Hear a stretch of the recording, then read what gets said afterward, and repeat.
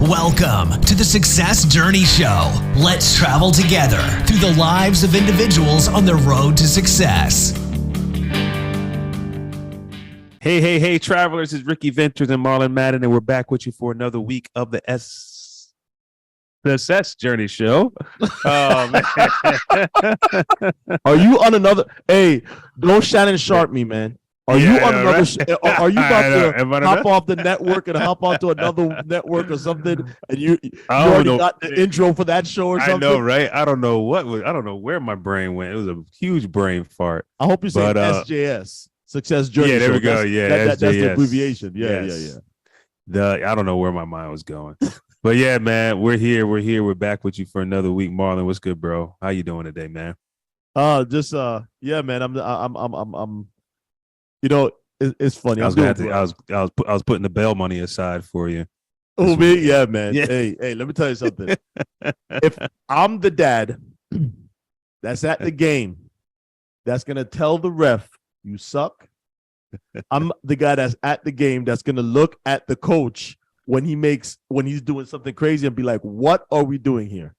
All right, like come on, right? So I get into it. But not just me. There's my wife. She gets into it, and you know, this week there's a little confrontation, a little bit, not too much. I just laughed it off because I didn't want to get too upset.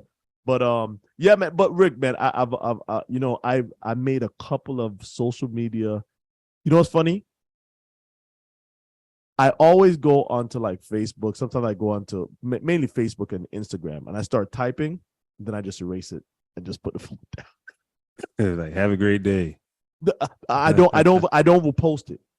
Yeah. Sometimes I'll go back there and I go and it was in the draft, and I was like, oh snap, this was like 3-4 weeks ago, because we don't post, unless it's the show. I don't post every day. Yeah. And I was just perturbed. What was wrong with me? My let it fly moment is there's a couple things that like you can't. This era is an era where people say, hey, we're carefree. We don't care what nobody says about us. We're doing what we do, da-da-da-da.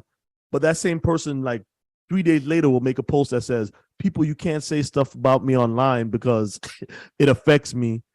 And I have feelings. And what are you? Are you your carefree self when you don't care about what people say about you and you do it all for yourself and it's only for you and you only look out to make yourself happy? Or are you caring about what people say about you? You know what I'm saying? Like, you guys got to pick one, because you're giving me mixed signal. And in a relationship, that's bad.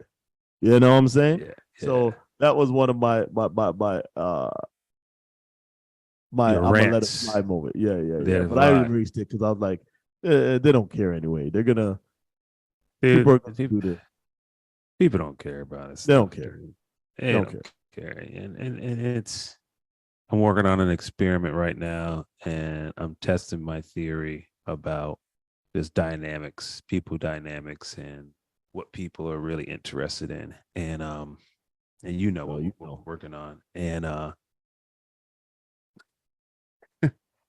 man, I'm struggling so hard to put out good stuff, and you think people are going to care about. That's not what people care about these days. Don't care. Nope.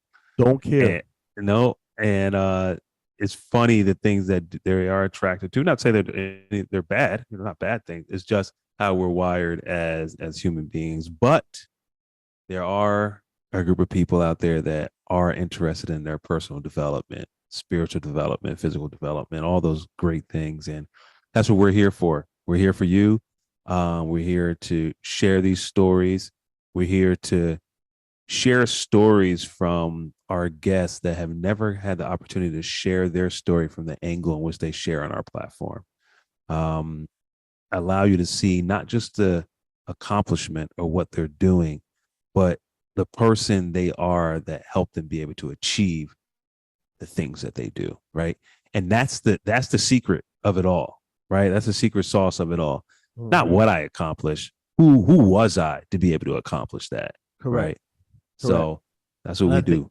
That is, Rick, you said it. So that is what's affecting. A lot of people are looking at the accomplishment and what kind of, can you sacrifice 3 Saturdays in a row not to go out in order to get X done. That's the kind of person that gets the reward that you're seeing right now. But when that it's just like when somebody says, well, everybody can't be a LeBron James.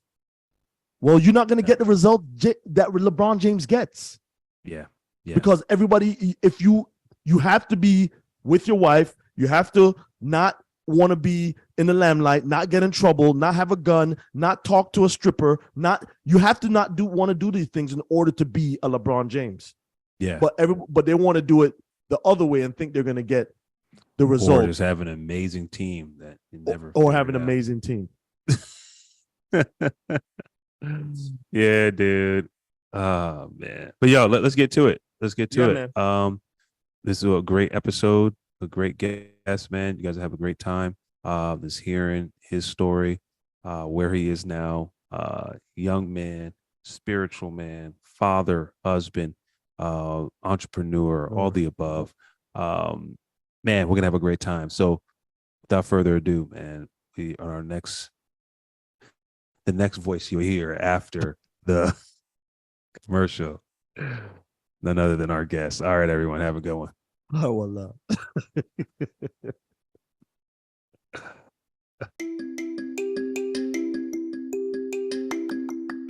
Thank you for listening to the Success Journey Show. Please follow us on our social media on YouTube, Instagram, and Facebook at The Success Journey Show. Also, check out our website at thesuccessjourneyshow.com. Thank you for listening and enjoy the rest of the show. Hey everyone, this is Ricky Ventures again, and we're back with this segment of the Success Journey Show, where we bring on a guest, someone from a different part of the area. We can travel in their life, kind of see the behind the scenes to how they've gotten to where they are today. And today we have none other than Naresh Vissa. Naresh, how are you today? Or Vissa. Let me make sure I pronounce his last name right. Good. Yeah, that's good. Thanks for having me on, Ricky and Marlon. Looking forward to the conversation. Everything is good down in Florida. Yes, sir. A little hot, but hey, that's what you get. We got beaches to cool us off. Yeah, there you go. Yeah, AC, right? That's why it's there, right? So why don't you start off, man, sharing a little bit about yourself?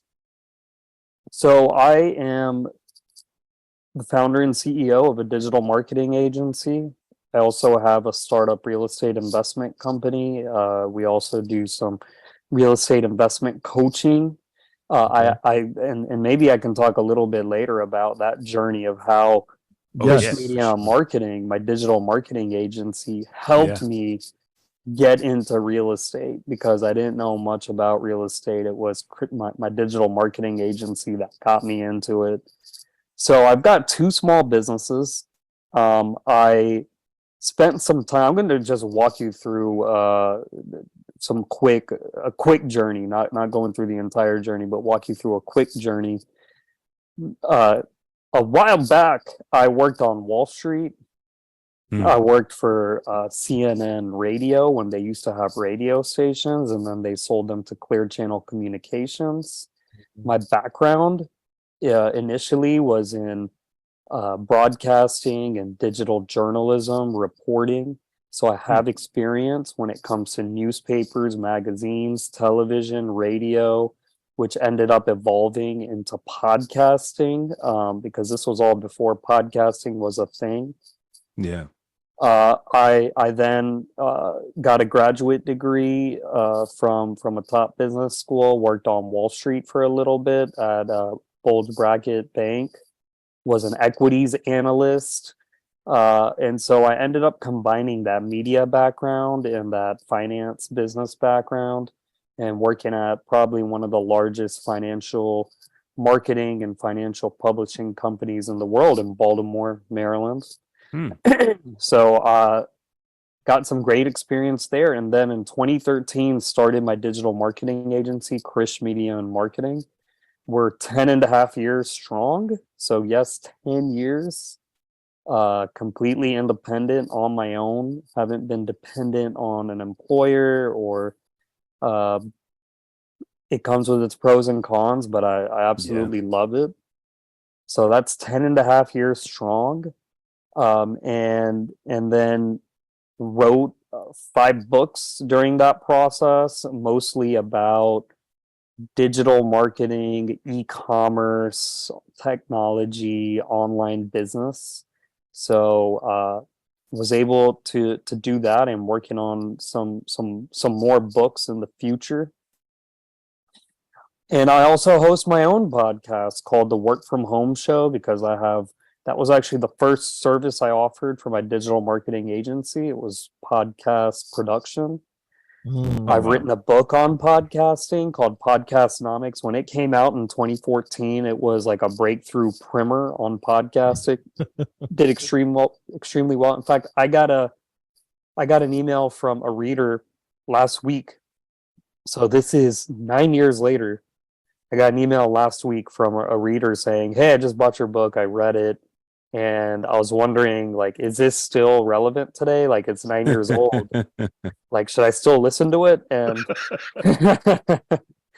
and so I told him, I said, the principles are timeless, but yes, it's 9 years old. It is a lot has happened in the podcasting space. So yeah, I host my own show called The Work From Home Show. It's all about working from home. I've been doing all of this working from home. Not going into an office. I have had to travel quite a bit to visit clients, conferences, etc. Yeah. But I've been able to create almost, I would say, all this stuff working from home. And we can talk about that topic a little later too. That show's been around for 3.5 years. We started it like literally at the turn of the pandemic in March 2020. And so it's done quite well. We've had some really big name guests, people reaching out to us consistently, like big name people wanting to be on the show. So that's been a lot of fun. And I'm also a stay-at-home dad. So I do all this, and I take care of my kids mostly. They're really, really young. I got 2 boys under the age of 4. And it just makes sense. If I'm at home, if I can create my own schedule, if I can work around the clock, it makes sense to take care of the kids too. So that's been really great. And all of this that I laid out, this journey, helped prepare me so that I could stay at home with my kids, take care of them, etc. Man, I like how you ended that, man. Because a lot of times we don't know, we look at our journey and we don't know exactly where it's going to take us, right?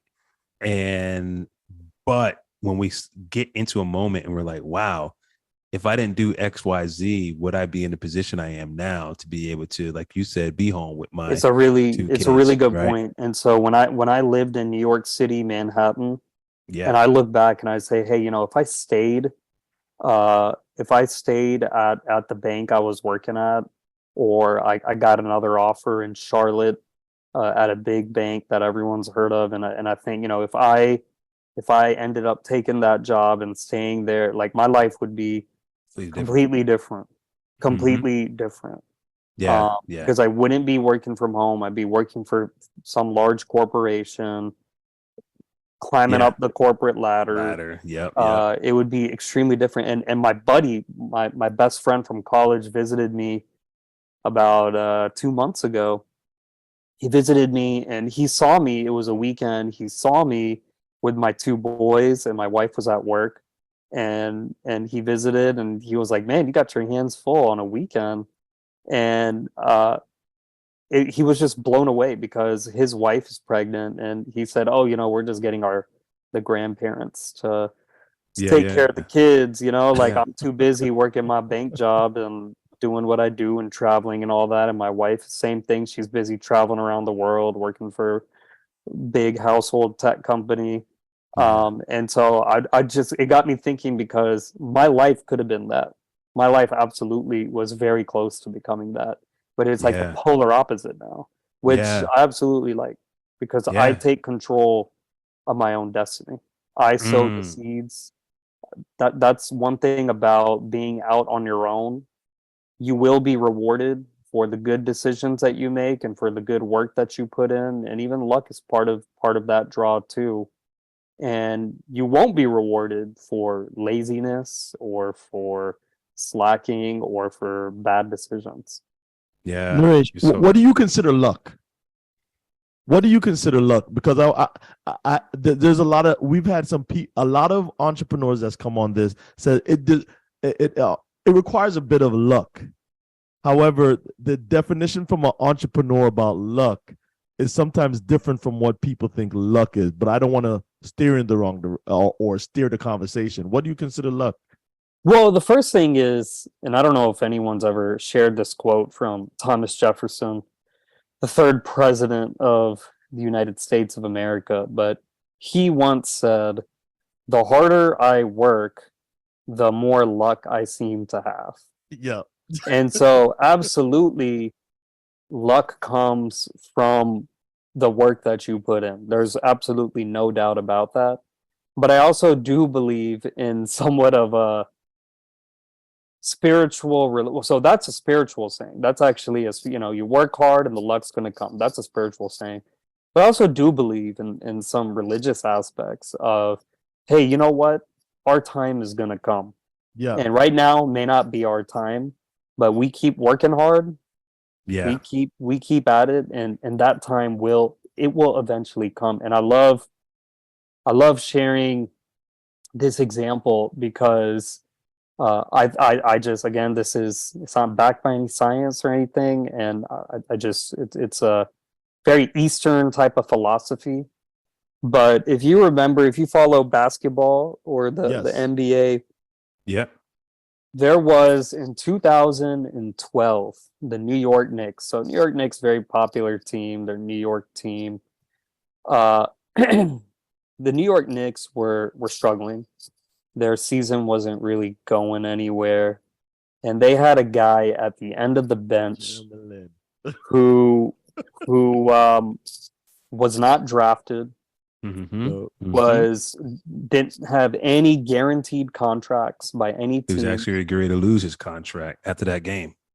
Yeah, and what happened? Some players got hurt. They were losing games. Some players got suspended, and they were getting blown out. And so finally, the coach said, "Hey, I don't have anyone else. Well. So, I mean, we're down by 20, 25 points. Yes, sir. I don't really have anyone else." So he called on one man who does believe in what I just said. Everyone's time, it's going to come at some point, and you have to be ready.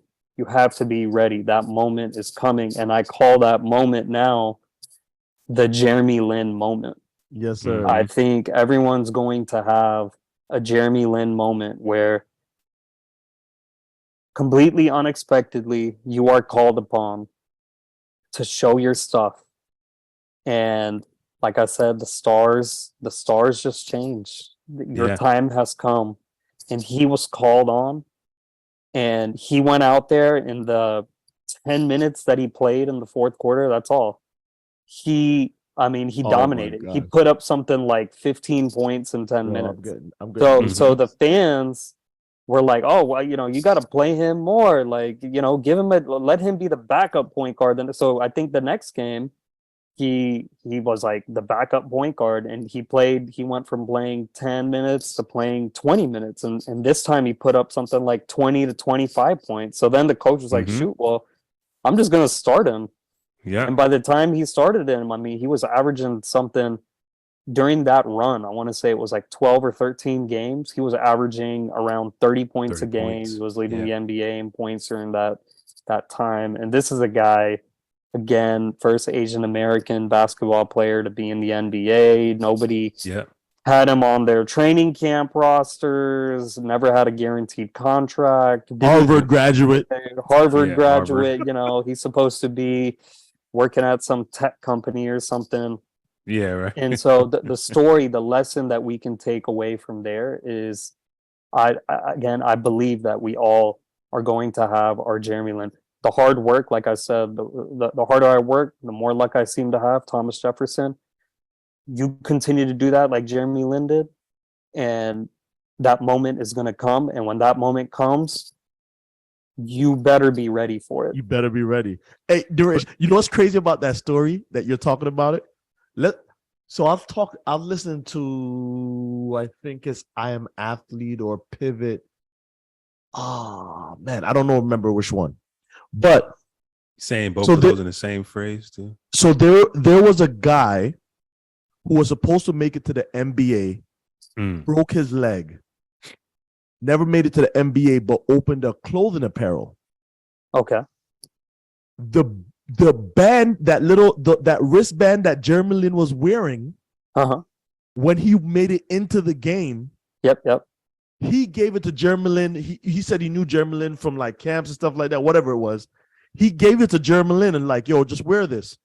Never thought Jeremy Lin would blow up or whatever. Jeremy Lin comes in the game, and when he shot a shot or something like that, that little band on his hand, and everybody's like, yo, what's that band? Yeah.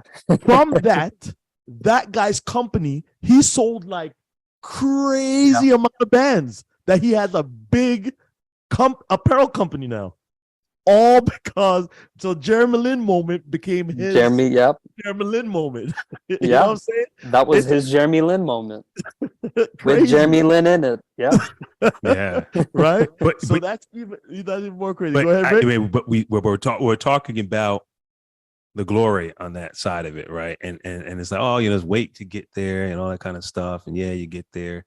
But I was actually watching that documentary with Jeremy Lin last week.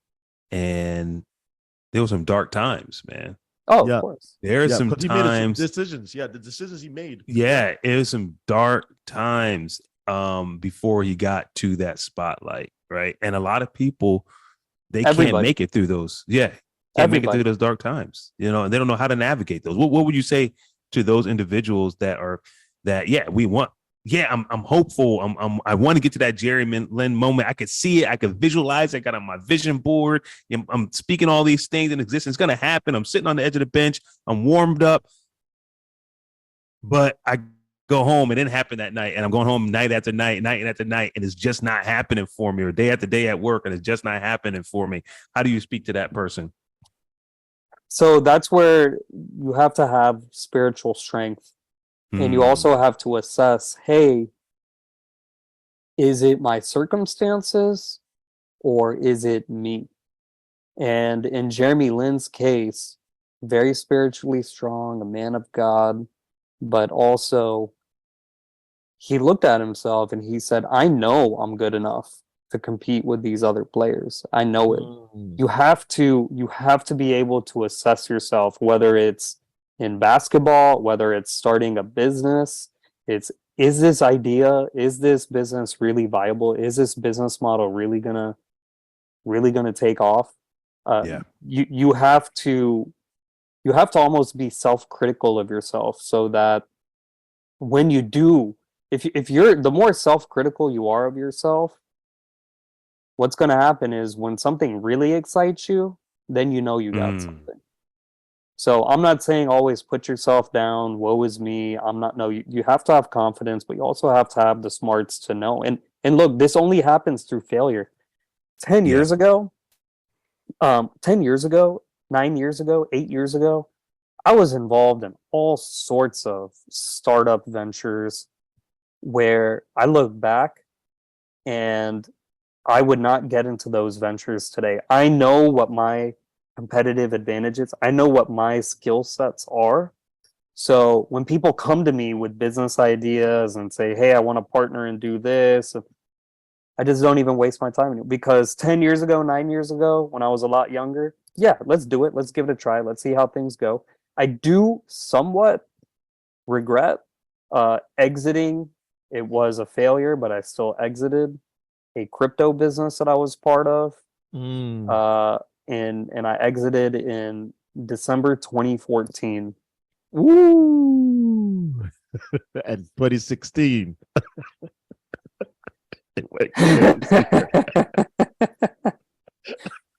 and we partners, we said, hey, the industry just hasn't taken off, and there's just no demand for our products, and this is just a fad. Had we hung around, we were early. That was a situation where we were right, but we were early. Yeah. Now, had we come out 2 years later, or if we exited Or if we said, okay, let's exit in 2018, Yeah, different ball. I wouldn't be talking to you right now. You wouldn't. You'd would be not. in Singapore because that's where all the crypto guys go because they don't want to pay taxes or whatever. You'd be Yeah. in Singapore right now. I'd be in Singapore or somewhere in the Cayman Islands or something. And so Don't go to the anyway, Bahamas though, because then you'd be like, oh boy, locked up. Oh, He ain't locked up yet. So anyway, well, that's another story. Yeah, right. He's still chilling. He's still chilling. So look, you go through. My advice to people is you've got to get the experience, because the experience makes you a better person, a more knowledgeable person. You have to get and the only way you get the experience, at some point you're going to have to jump in and get that experience. And I was fortunate because I started young. I had a lot of mentors along the way who helped me throughout the process. I was 20. So the first time I started making money on my own, not as an entrepreneur or a business owner, I was 19 years old.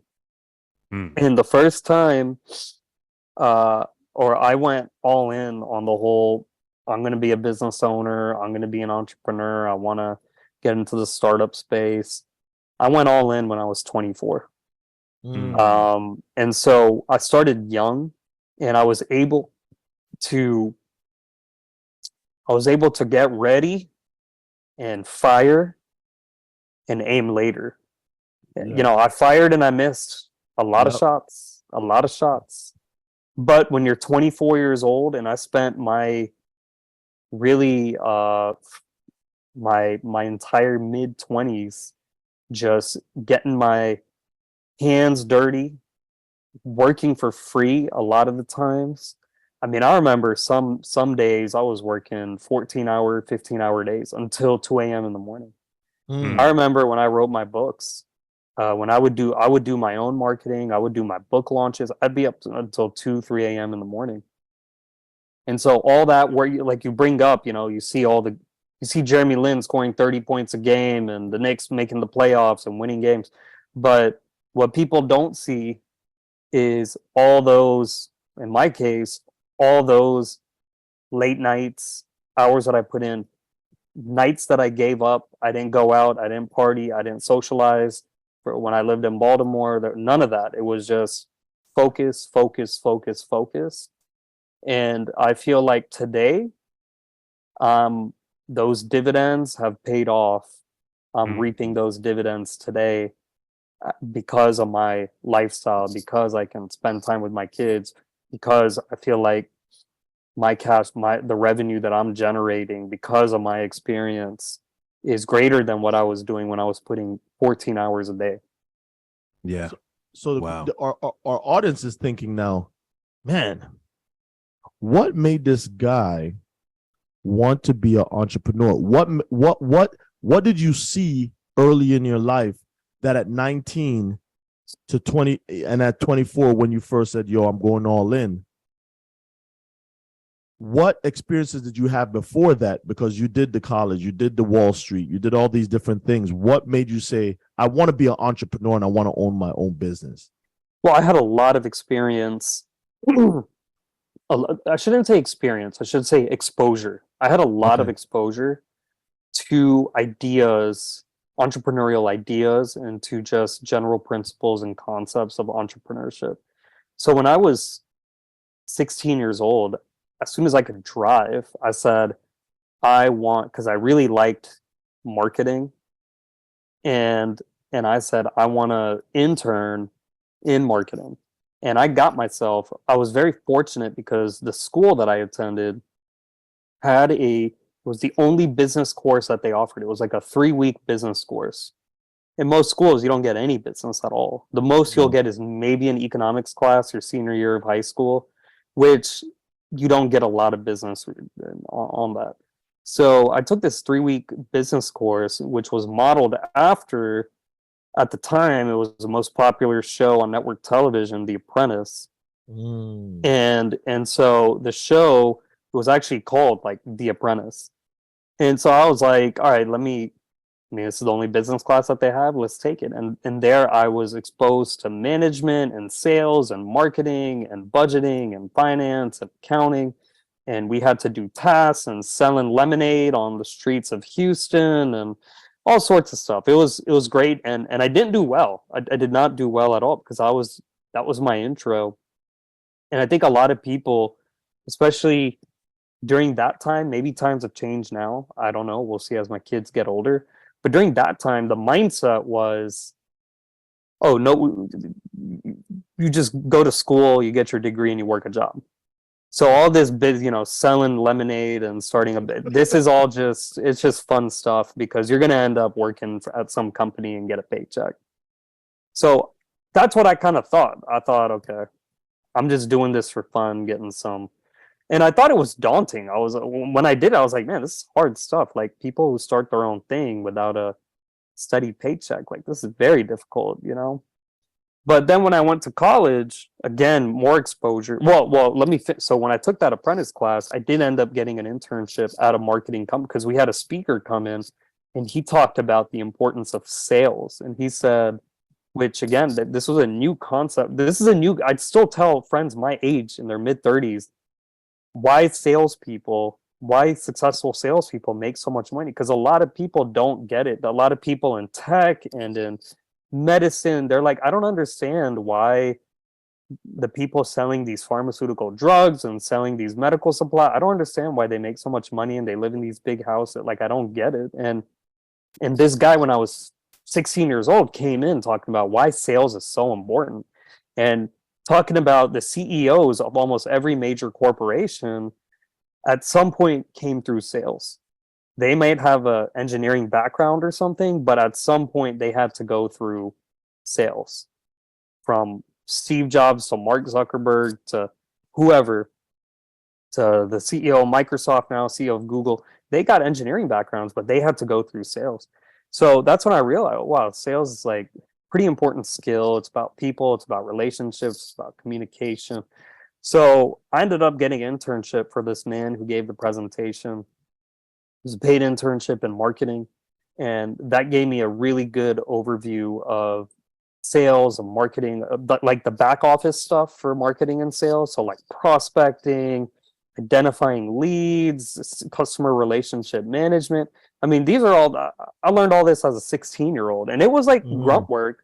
I mean, today I wouldn't do that type of work today, but I still do that work. I wouldn't do it full time, but I still do it. And I have assistants who do it too.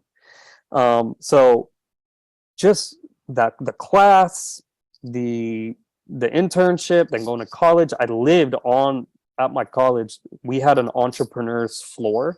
Like that was actually what it was. It was what's called a learning community. Yeah. And so like I had to apply for it and take some special entrepreneur classes. And I lived with people on my floor, people who were my age, who already had businesses that were making money, profitable at the age of 18. So now I'm living with these people and I'm like blown away because they had completely different parents, background, upbringing than what I had, because their parents said, oh, you need to start your business by the time you're 8, 9 years old. Don't worry about grades or school or whatever. So I got that experience. I started taking entrepreneurship classes and then getting that corporate experience. Started saying, man, corporate kind of sucks. Like it's very bureaucratic.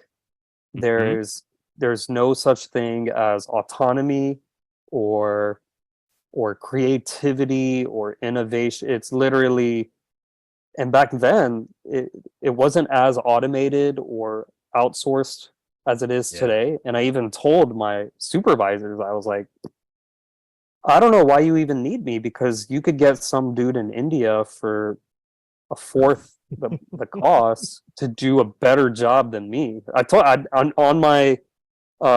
gave like a final presentation, exit memo. and that's what I said.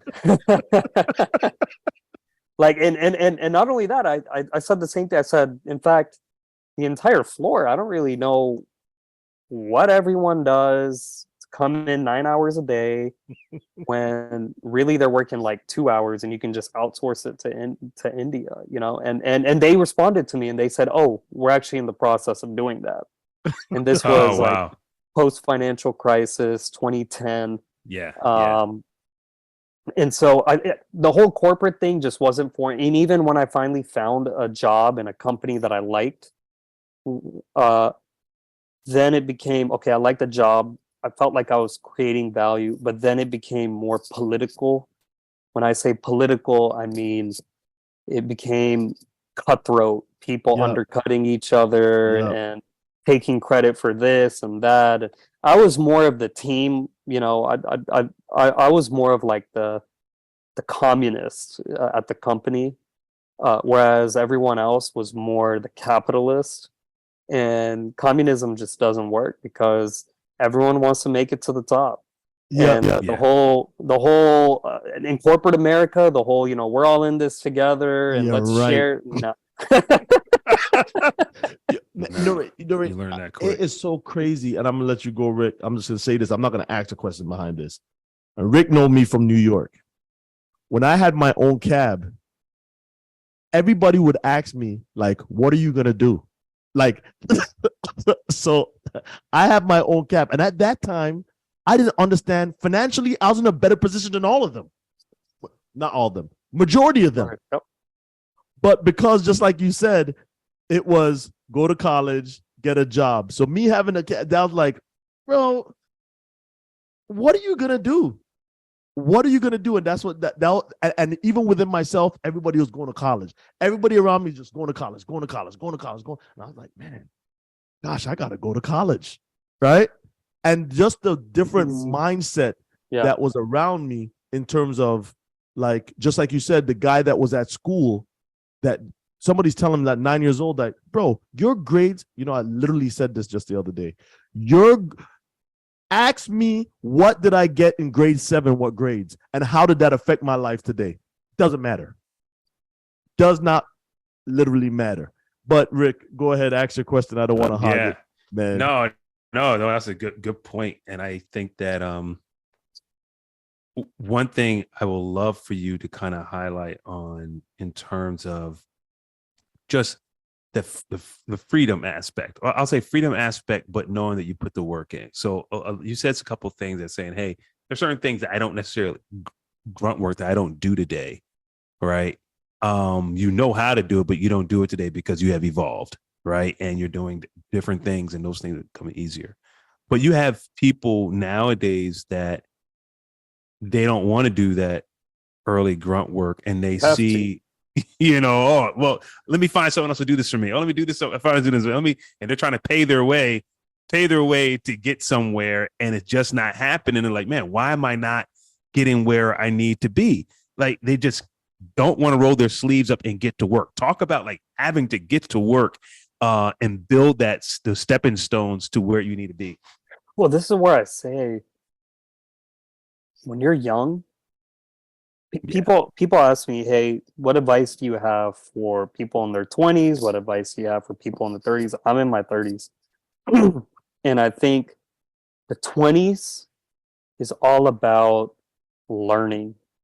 And I don't mean going to class and taking tests. I mean actually learning skills, learning. And the only way you learn is by doing the groundwork. That's the only way you learn. Don't worry about becoming a millionaire or any of that. Because when you spend your 30s, 10 solid years learning, seeking to improve every single day, there's going to be a compounding effect so that by the time you're in your 30s, you can apply and do. And we'll say, I'm still quite a few years away from 40, but then 40 is where you apply and make things happen. Yeah. If you look at Ray Kroc, if you look at all the guys, when they hit 50s, when they started to make that big money. It wasn't at their 30s, and they did all the grunt work, go to daggone, selling mixer machines or whatever until you find a McDonald's. It's I tell people the same way as you just shared that. And I remember earlier on when I was getting into just trying this entrepreneurial route, and just having that desire of wanting to build something for myself, right? And just wanted to have my own. I see that's my biggest thing. Like, I see entrepreneurs that are out there, they have their own. Like, I just want to have my own, right? I always I don't know what it was, but I think it was something more so along the lines of this legacy, having a choice. My kids have a choice, right? When they don't have to choose, to go the route I have, but at least they have an option for them, right? And continue. Go ahead. No, yeah, go ahead. Well, I think what's important is, like, today people see me and they're like, oh, so much. And I'm happy that we're having this conversation, because I never get the time to explain what I'm explaining to you guys, to the average person who I meet on the street, or because there is a lot of history going all the way back to when I was 16 years old. There is a lot that went into what you see today. Yeah. So I own 8 rental properties now. Yeah. And I coach investors, new and experienced, on how to invest in real estate out of state without visiting properties. It's now called laptop landlord. I'm a laptop landlord. I run my properties from my laptop. Never visit, never met a tenant, never talked to a tenant. So I coach people on how to do all it. And again, they don't understand all this history, all this work that went into me getting where you are, getting where I am. And I'm not done yet. I feel like I'm just getting started. Yeah. I'm not done yet, but I finally figured out my 2 niches, which is online and digital marketing and real estate. All the other stuff that I was doing on the side and trying to figure out in my 20s was well worth it. But I hit 30 and I said, these are the 2 areas that I'm focusing on. This is what I'm going to do. Man, you're talking about 2 areas that Ricky and I. So real estate, I've been doing like you. I stumbled into real estate, being in the military, quick 60 seconds, not even that. Joined the military, come from New York. The only person I see Ricky's father had a house. But when it always seems like when you're older, you have a house. You understand what I'm saying? It wasn't. I thought the same thing. Yeah, I was like, people in their 20s don't own homes. Exactly. So I joined the military. I get down south, and I go to Iraq. I come back, and my boy buys a house, and I'm like, "You bought a house?" I'm like, "Yo, put me on." And once I bought my first house, and I saw the process, I was just like, okay, I'm just going to buy a house at every duty station I go to. Smart. And then it went from there. And you get military benefits too. You get certain financing benefits that other people don't. Exactly. Yeah. And absolutely. then from there, it became where I started investing in real estate to flip homes. And then I just saw how the money that you make out of real estate, you really can't. I can't give you 100,000 and you put it in any kind of, I don't care what kind of you've been in banking, high yielding, and in 10 years you can double that. There's real estate, and it's tax beneficial. So a lot of your profits are tax free. You can exchange proceeds, 1031 exchange. Yep. It's just it's very beneficial. And you bring up a good point that I've thought about, because you said you were in the military, you're being stationed at different places. And if I was like one of these professional athletes who's playing in a different city every 2 years, 3 years, I wouldn't even bother. I would buy a cookie cutter single family home. Okay, you get traded, rent it out. Okay, keep buying, rent it out. And I started thinking about my own kids. I thought, maybe our older kid, he's only 3, but he's a big time teacher's pet.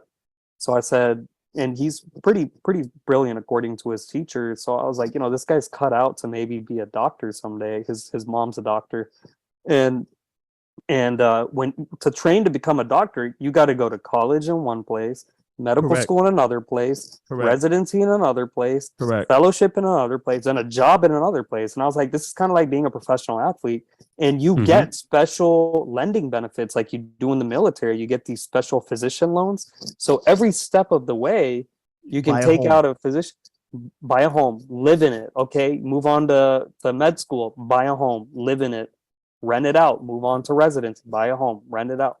So that's why I was already thinking, like, if I could teach my kids these principles, I mean, by the time they start practicing when they're 28, 29 years old, they own four houses and they got like a little, side thing.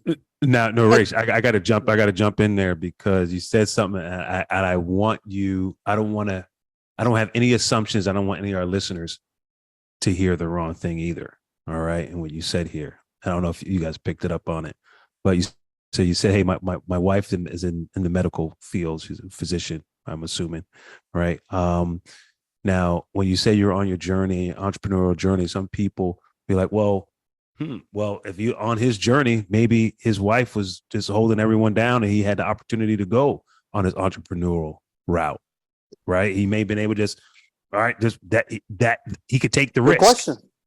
He could take the risk, right? And I don't want to have any assumptions with that, but I want you to be able to explain what that looked like at the different steps as well, because you did also say that you guys are early 30s. So I want you to explain how some of those years went as you was going along. Well, the first thing is I was already like well into my entrepreneurial journey. Already decided Krish Media Marketing is working out quite well before I even met my wife. So I got started in 2013, met her in 2016, didn't get married until 2019. So by the time we got married, I had already owned, I want to say 4 houses. I already had 8 or 9 different clients. So it's a little different than, and I do know some people, like some women who married male physicians, or even men who married female physicians. They got married and they decided to start their entrepreneurial journey after that. Yeah. You got a safety net. Even I have a safety net and a lifeline if something were to happen. Certainly, safety net, lifeline. But we kind of work together with me handling the financial side of things. And hey, this is what I want to build for me and for us and for the kids and for the family. And So we had that, and I already had that vision long before we even got married. So I didn't even know that my wife existed when I got started in all these things. I love it. Love it. Yeah. I'm glad you share that, because I wanted people to hear even that part of the journey and how that impacted the journey, right? Because it could have been a lot of different ways. It could have been, hey, we were building together, because I mean, I don't know her age, but if you guys are in the we're both mid 30s. I mean, she spent some time in med school, right? She went through that whole journey, right? Residency, all that kind of stuff, specialization, whatever practice she's in. We both just kind of missed out. I mean, she missed out on all those late nights, and and I definitely missed out on med school, and pretty much all the residency I missed out. We met each other after all of that completion. Yeah, exactly. At the right time, right? Right when you guys were ready to come together, right? And so what we try to do is, a lot of people have excuses onto why it's not working, right? You said another thing of, hey, I realized real estate and digital marketing were my thing, right? And we can go even deeper on the real estate side, and we can, or even in the digital marketing side, exactly what you do. But one thing I want to kind of pull out in general to all of the listeners is, being able to lock in, right? And being able to lock in doesn't mean that you have to lock in today, because you didn't lock in the beginning at all, right? You said you had your hands in a couple of different things. You're doing this, you're trying this, trying to figure out where is my sweet spot, what makes me me, what makes me tick. And when you kind of figure that out, honed it in, and say, all right, these are the 2 areas I'm going to focus on, and these are the areas I'm going to build on, right? How do you get into that mindset of being able to let go of other potential things that are out there that could be winners for you, and you don't kind of want to let them go, because it's like, oh man, that can work as well, Well, the first thing I think I got to run in about 5 minutes, but I think this is a very no important problem. lesson. And that is the importance of focus. And focus isn't just being locked in mentally. It's also being locked in on the important stuff. And I see in business, in sports, I think the worst thing you can do, I think some really bad things that we tell our kids, which I was told as a kid, is, hey, you have all these different weaknesses. Let's try to focus on your weaknesses and improve on those things. Whereas in business, you want to focus on what's working. Yeah. You want to focus on the strengths. And I see clients, they focus on all the wrong things, especially in digital marketing. They're focusing on social media and pay-per-click ads and all this other stuff, when at the end of the day, it's like, okay, what's truly going to convert the most sales, drive the most sales for you? And it's not any of those things. And they're wasting resources, people, and time and money on completely irrelevant areas because of a lack of focus. And they're working their butts off. They're working long hours, but they're working on the wrong damn thing. And so that's why I think the importance of focus in business and in life is just so important.